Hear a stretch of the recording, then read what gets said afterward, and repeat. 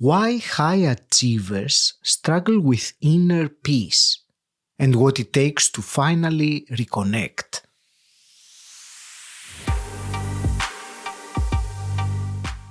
Welcome to Personal Development Mastery, the podcast that helps intelligent, busy professionals develop self-mastery and gain clarity so you can thrive in a fulfilling, purposeful life.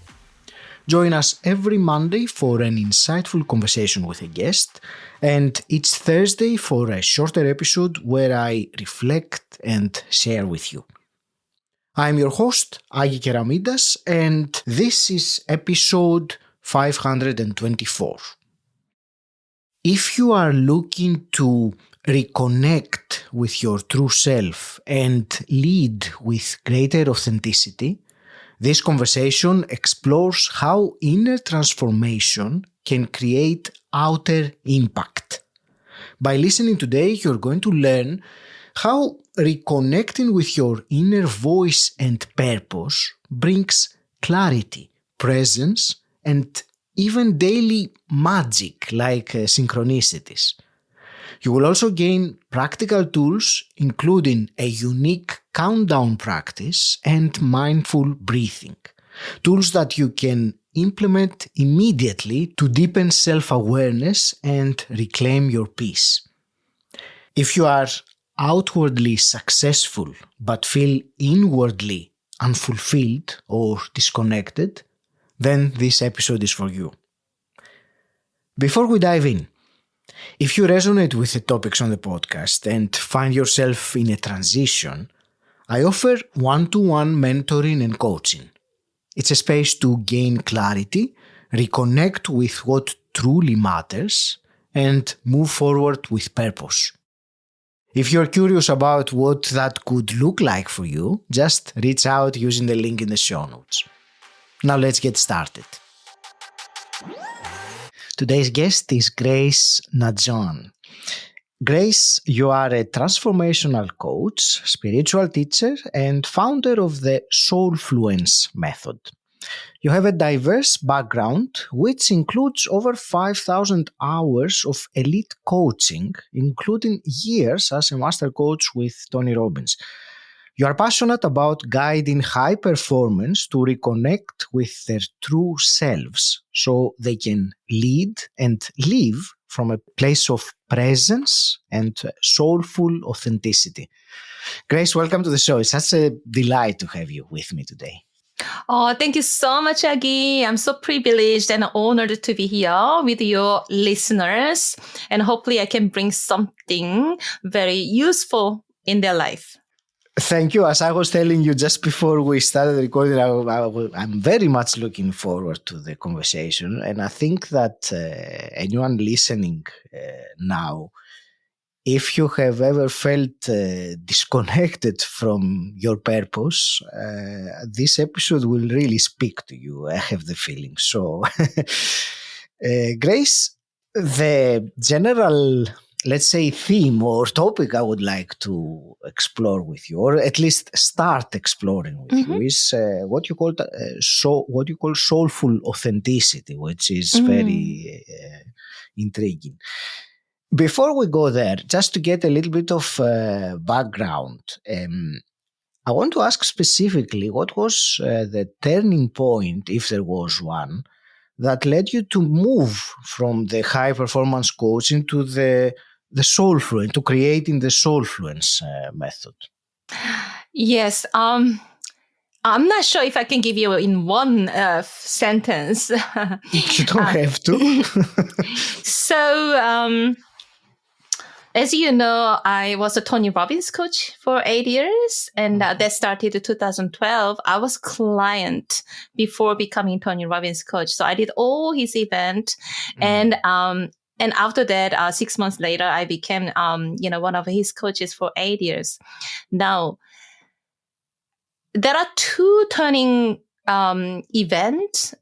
One is when we work on our values. Yeah. So Tony asked, what are your top values? And then we write down 1, 2, 3, 4, 5. It was a Day with Destiny event, I think. And of course, as a high achiever, I had a success on top of my list. Yeah. And I was like, yes, of course, success. Yeah. But what else? And then he asked, right, okay, what are the rules make you meet that value, right? And I also just surrendered, and then I started to write down. And then the first one was to make proud my parents. That was it. But you know what? At the time, I was almost 40 years old, and my parents passed away 15 years ago. That was eye-opening moment, saying myself, Grace, what are you doing in your life? For the people who are even not here to see you, what are you doing? Of course, their soul is over there, and then they're watching me, and they're proud. But I've been pushing myself, doing more, having more, always succeeding something. For them, we're not even there. So that moment was an aha moment for me, deciding I'm going to live on my life with my own voice from now on. That was the decision. And I did. So past 12, almost 13 years, over decades, I've been really working on myself and finding myself and finding my true voice. So that was the journey. At the same time, in that event, Tony had like a meditation, those energy centers meditation. And he said, like any meditation, some of you will have just a relaxed time, but some of you will have a little bit more. And then that was me.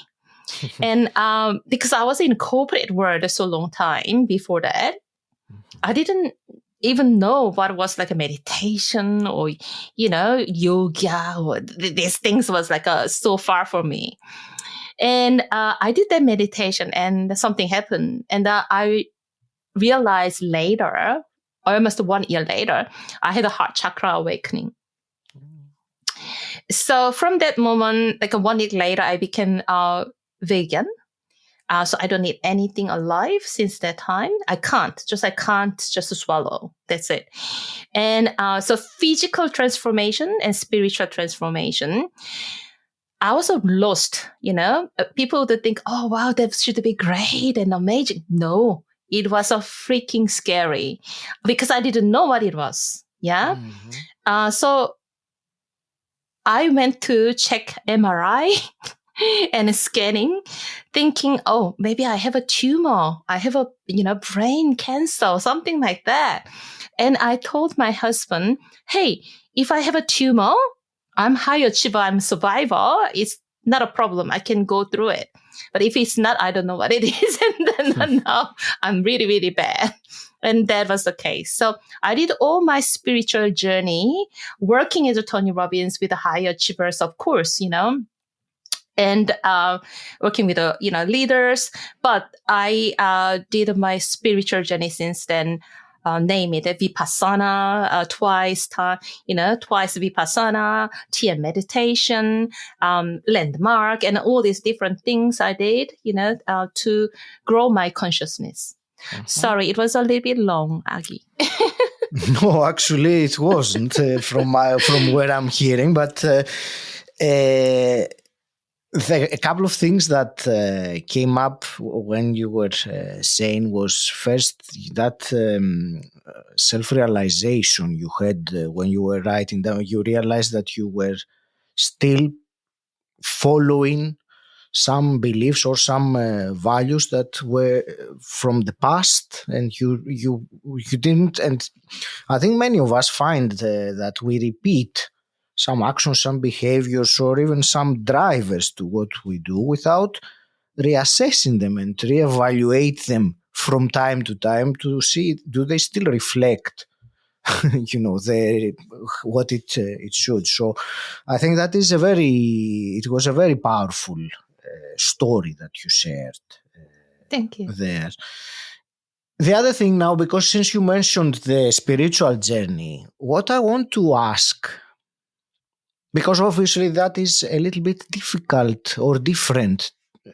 I will use the first word that I chose, difficult, for it to be, described or maybe understood compared to, high achieving, doing more or following the tactics, etc. Because you say that transformation is not just mental. I read that somewhere you wrote that it is energetic, it is spiritual. Now you were talking about the heart chakra awakening. Walk us through, how does that look like in someone's everyday life, this situation? And you're absolutely right, Aggie. Over 12 years, so 13 years, what I learned. And finally, I'm asking questions. Okay, what brought me here today, who I am, and with this transformation? So I look back everything, Tony Robbins and a spiritual journey, and then, yoga, qigong. And last 3 years, I'm in work with Dr. Dispensers. So I do a lot of meditation from Dr. Dispenser. I did all his, retreats again and on that. And I realized really it's not one thing which helped me. It's combination of biological transformation and neurological transformation and spiritual, so conscious transformation. It needs to go together because one is blocked and it will block the other part, right? So I've seen so many spiritual people not healthy, right? Or not having still right mindset. Or some people very strong physically and mindset, but still not conscious. It's only me, right? They can't go beyond themselves. So I think it's a combination of that three things together. And then finally, over the case, the work I've done, especially since 2nd of August 2021, I do meditation minimum of 1 hour every day. So at the beginning, the first year, I did even 3 hours sometimes. Because I was, fighting against my thoughts. Yeah. And I really absolutely wanted master that. So as soon as I got some emotions comes or thoughts coming up, I go back and then I do meditation. That was it. And I was fortunate because during that 2-3 years, I left Tony 3 years ago, and I was supporting my daughter in her tennis journey. So she's a tennis player. So we've been traveling around the world. And so I had that opportunity to not working 9 to 5. And so in the morning or afternoon, as soon as I have a time, I could do that meditation journey. Now, what is the result? So it's amazing because I've been doing that meditation for 2 years myself. And last year I went to see Dr. Dispenser in live, and I realized, oh, wow, okay, all those things are from meditation and, having working on my consciousness. So first is I have my metabolic age is 20 years less. Wow. So that's a big achievement, right? Quite impressive, yes. Yes, I'm so proud of myself. So that's the first thing. And already, many years ago, it started, a little magic happened. So people call me Madame Parking because everywhere I go, I have a parking spot. Just here, there. Ever and never problem with a parking spot. Little things like that, right? And if I didn't have a lunch and I'm thinking, oh, I didn't have a lunch and I need a little bit more time, my clients cancel. Or he's like, oh, I'm 10 minutes late. All this is synchronicity. So therefore, life becomes effortless. It goes in a flow. And more you got that, you have a more trust, more faith, then you become more surrender because you have a proof in front of you everyday life, right? And more present. Whatever I do, I think nowadays 90% time I'm present. So I think that's a gift. Yeah. Being present. I can't think of many gifts that would be more important for someone to have, to be present. For me personally, Grace, this is my quest, my journey is this awareness, self-awareness from moment to moment, which I'm working on it. But I think it is indeed the awareness of the present moment, and whatever is happening in the present moment is you were talking about the flow or finding the parking spots, or when I heard you say that and about someone, canceling because what you thought of time or find the parking, the word that, or the phrase that came to mind is manifesting. Powerful manifesting is that sounds like quite powerful. So thank you for sharing this side, shall we say, or how because you answered my question exactly as I was asking, so thank you. Grace, what I would like to hear some of your wisdom on, and I would like to, I have two categories of people in mind that might be listening now, and let's take them one at a time to keep it simple. But the context, I would like to ask the question to you, is something we said just before we started recording about the quality of the questions that we ask ourselves and how that can really make a huge difference to everything, really. So I want to ask the first category of people that I can think of that are listening would be people who are externally successful, outwardly successful. And I know you have worked with many, some of people, the world's top performers. Is there a pattern for people who do have this outward success, but internally they're disconnected, they're unfulfilled? Is there some common thread between all those people? So maybe someone listening now can see if they identify with it. Yes, absolutely. There's a common thing I see, and with that categories of people, I start is I see leadership as two phases: self-leadership and leadership. It's like a child becoming like a parents. It's impossible, right? So usually in our ideal world, we need to become self-leader of ourselves, right? And then becoming leader for others.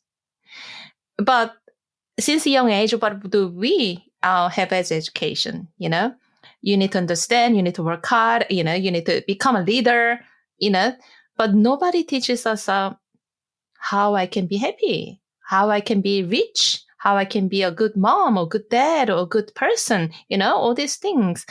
And suddenly you have that responsibility of a leader. So most of my leadership clients, they suffer because whole their life, they've been serving others, their team, their KPI, their company, their family, children. And then they come to the session and they say, "Hey, Grace, I want to be happy." And I ask them, "What makes you happy?" Big silence. No answer. I don't know. So how can you get something you don't know? That's the thing. That's the, kind of a sad thing of being that position and that power. And then, outside the world, you have everything, success. But not being able to identify who you are truly and what makes you happy, that makes empty. That makes empty.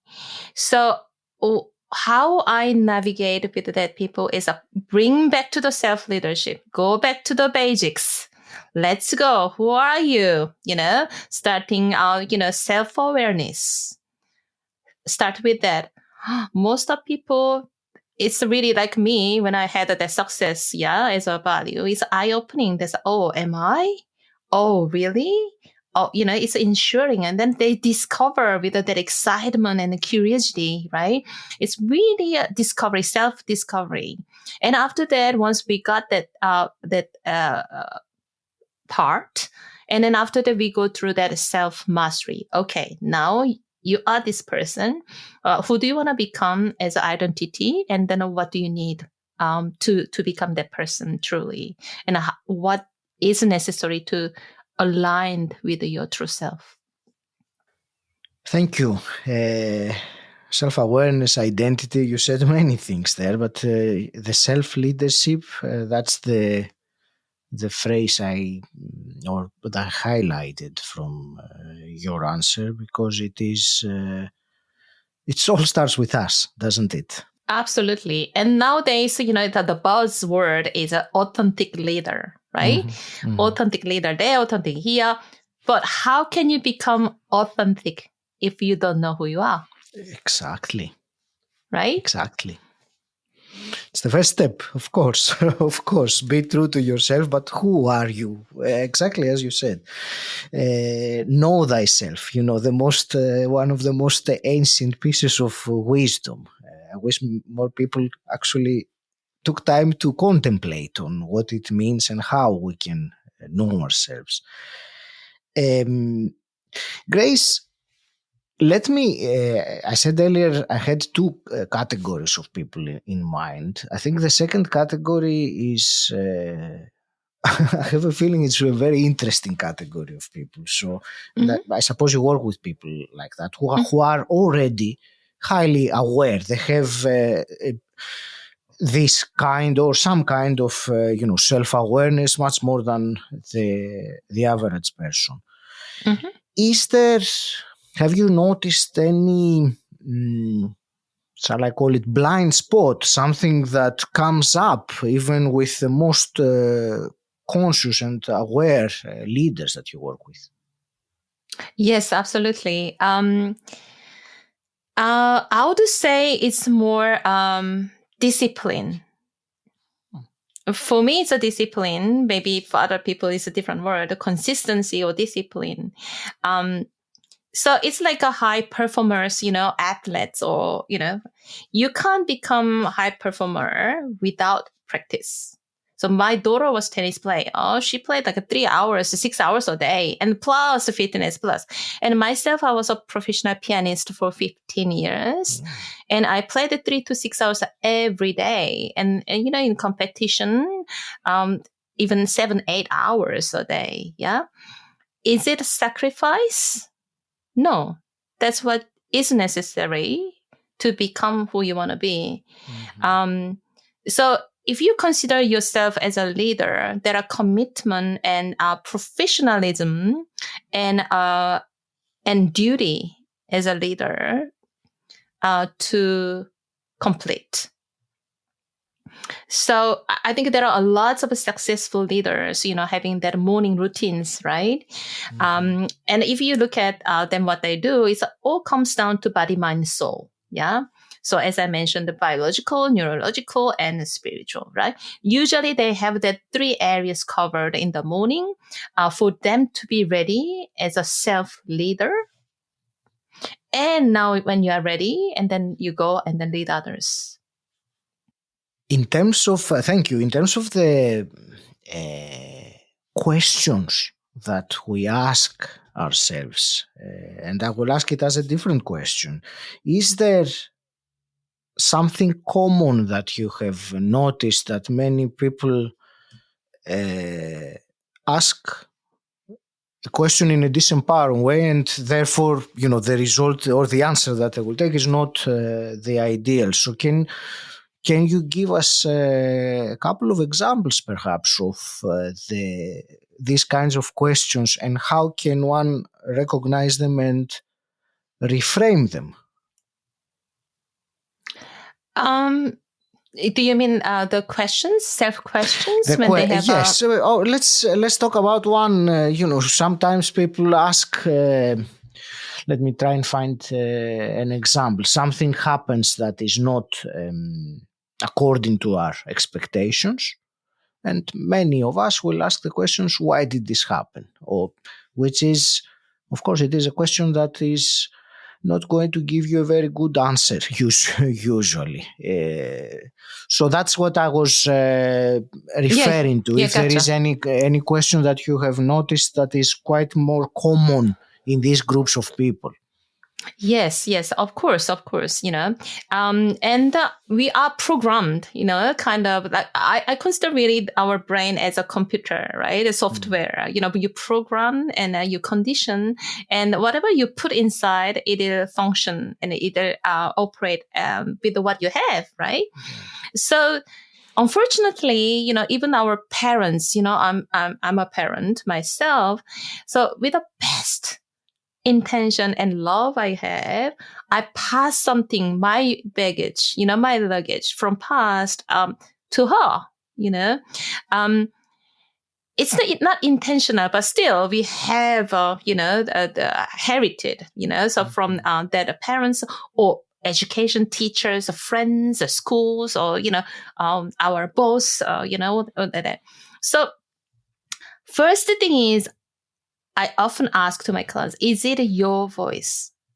Is it your question? Really? Is it you? So that's the first thing you need to really answer yourself to connect with your question. And a second thing is really your thoughts are not you. We think when thought comes and you believe there's an absolute truth, universal truth. It's not. It's just random thoughts. It's just wired, right? And therefore, we have an absolute power to control our thoughts. And once you start dissociate with your thoughts and be able to say just, oh, this is just the thoughts, I can replace it. Then you can ask better questions, of course, as we mentioned before, as Tony said, quality of your life is quality of your questions. Yeah. Stupid, dumb questions, you will get stupid, dumb answers. If you keep saying, why did I do that? Why I'm so stupid? Of course, you're going to say you are stupid because blah, blah, blah, blah. Your brain go and then search the databases and then all the things, dumb things you've done, and it will come out, hey, here's the answer, right? So in that case, so instead of why the things happen that way, there are many other options you can ask. You can make a list of things you can, play with, Okay, what is the lesson here?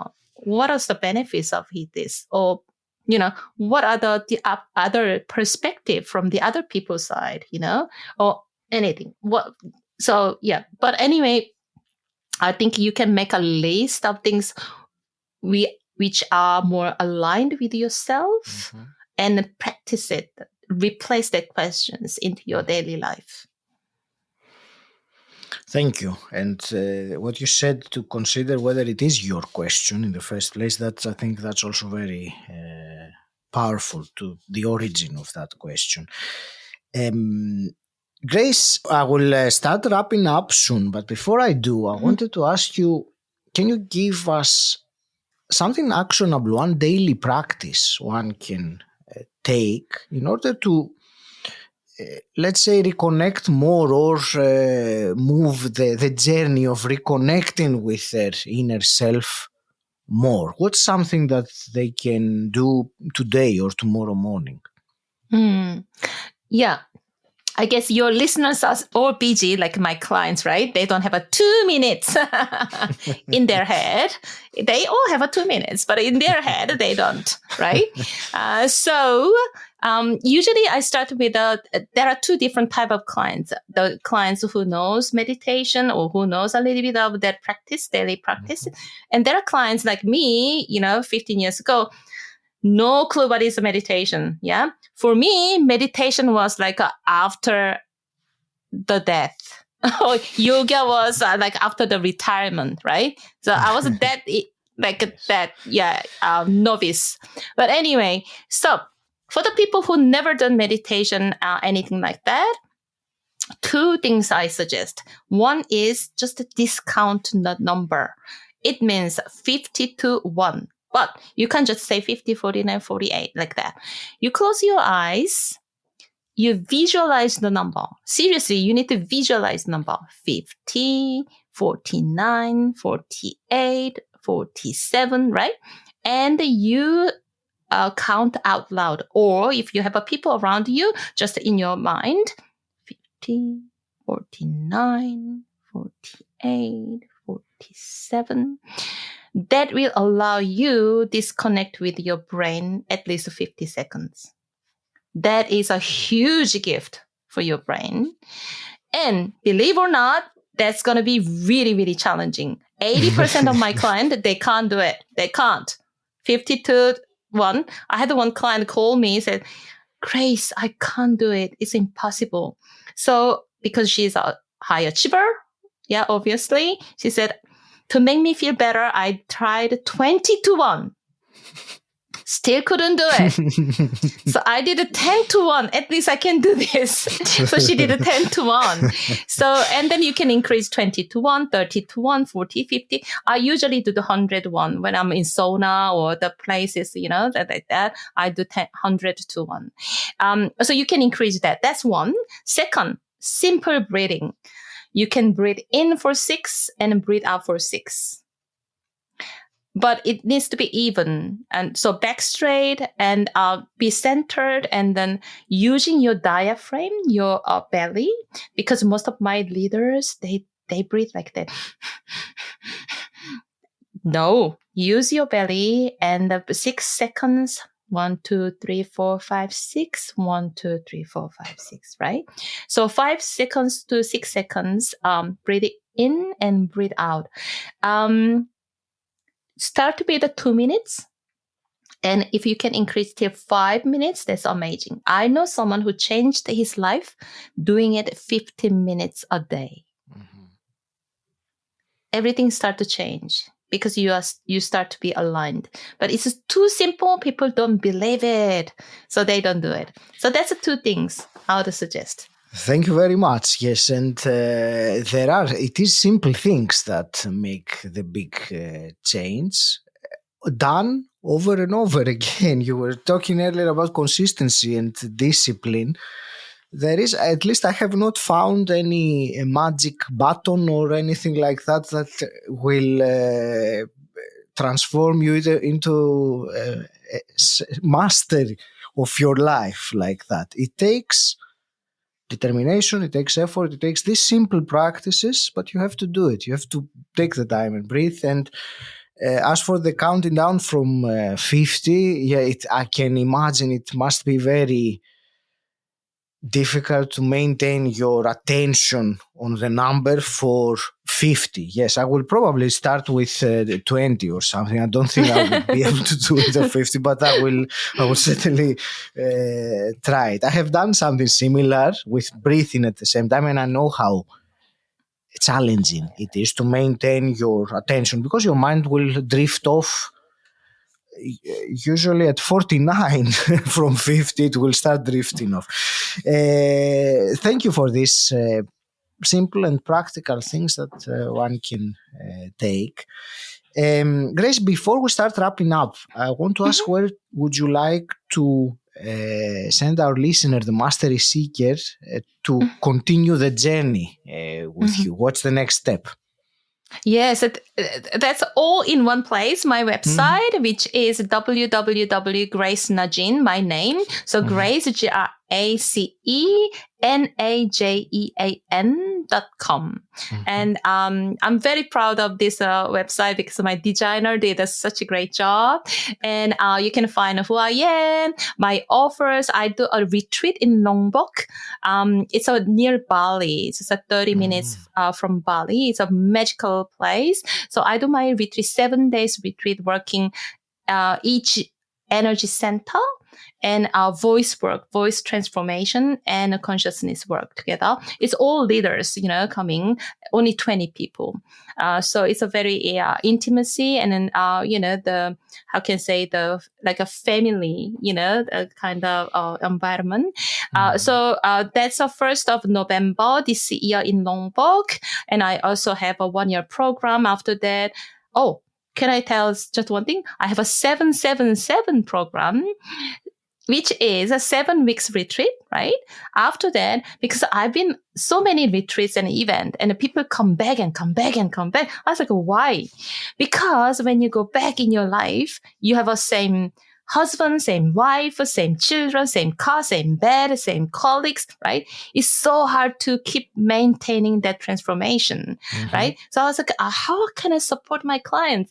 And the idea came, I downloaded the message 777. I was like, okay, that's it. So 7 weeks after the 7-day retreat, the 20 people meet in the same Zoom group, and we hold that energy and we hold each other. 7 weeks, keep maintaining that transformation. And after that, 7 months, individual coaching with me, so I can support you applying that transformation into your daily life. So that's my 777 program. Thank you. Grace, I have 2 final quick questions for you. And the first one is, what does personal development mean to you? It's a self-discovery. It's not about, of course, as a byproduct, you'll be more performant, you'll be more efficient, and your life is going to be easy. But in this world, when you're born, the most important person is yourself, right? What does it mean living this world not knowing that person? Very good question. And hypothetically, let's say you could go back in time and meet your 18-year-old self. What's one piece of advice you would give her? You're doing well. Keep going.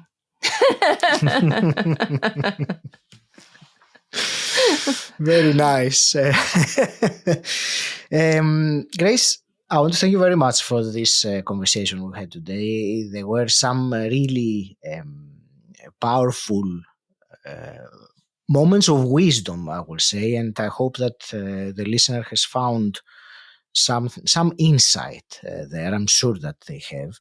I want to wish you all the very best with carrying on what you are doing and making a difference.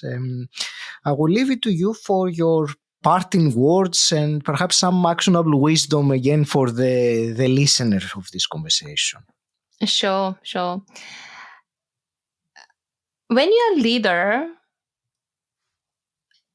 I think it's very difficult because you feel like you're selfish if you're focused on yourself.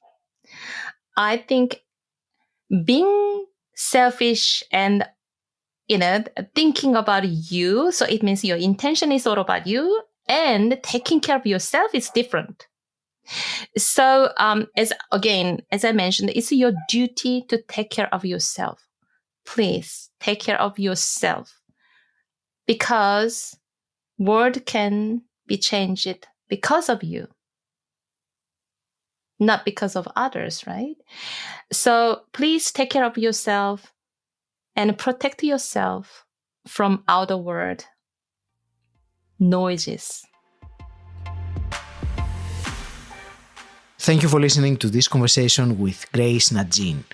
I hope it has given you a fresh perspective on the importance of self-leadership, presence, and aligning with your authentic voice. If you have found value in this episode, consider supporting this show by visiting personaldevelopmentmasterypodcast.com/support. Your support helps to keep the conversations going and reach more listeners like you. You will also find the link in the episode description. Until next time, stand out, don't fit in,